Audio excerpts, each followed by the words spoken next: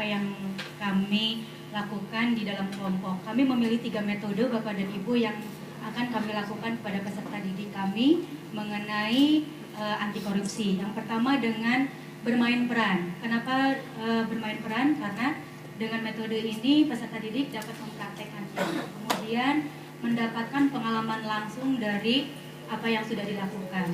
Dilakukan di mana saja Bapak dan Ibu, bisa di kelas, di luar halaman, dimanapun yang mungkin peserta didik kita nyaman. Waktunya kapan dilakukan? Kapan saja, bisa saat awal pembelajaran, di inti maupun di akhir pelajaran. Hasil yang dicapai pasti ada Bapak dan Ibu yang dicapainya.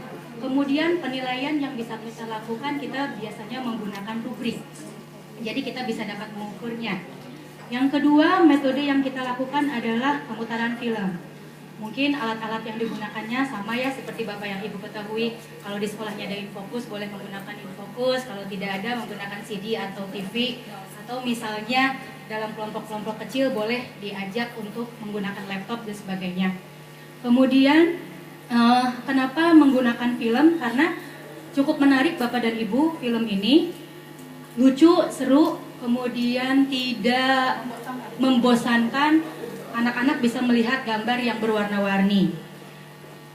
Kemudian dilakukan di mana saja, mungkin di ruang audio yang memiliki ruang audio, ataupun mungkin kita membuat layar-layar tancapan lah buat anak SD ya Bapak dan Ibu. Kemudian dari sini anak-anak boleh diminta untuk menceritakan kembali, baik secara lisan atau maupun tulisan, film apa yang tadi sudah dilihat. Medianya Bapak dan Ibu, nilai-nilai karakter yang tadi disampaikan untuk bermain peran, kemudian film, sama yaitu nilai karakter yang diminta, anak-anak boleh dapat jujur, kemudian berani, bisa bekerja sama, peduli terhadap temannya, dan mempunyai rasa tanggung jawab. Yang terakhir Bapak dan Ibu, metode yang kami pilih adalah bercerita.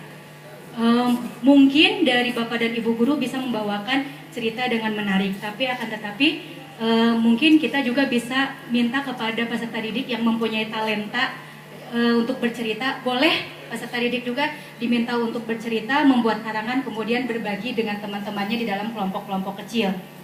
Alat yang diperlukan boleh Infocus, boleh proyektor, boleh buku, boleh gambar, boleh boneka, boleh gambar yang dimiliki oleh anak, sehingga anak-anak boleh mengeluarkan kreasinya. Sama peserta didik, pelakunya dilakukan kapan saja, tidak hanya di dalam kelas, di mana-mana boleh.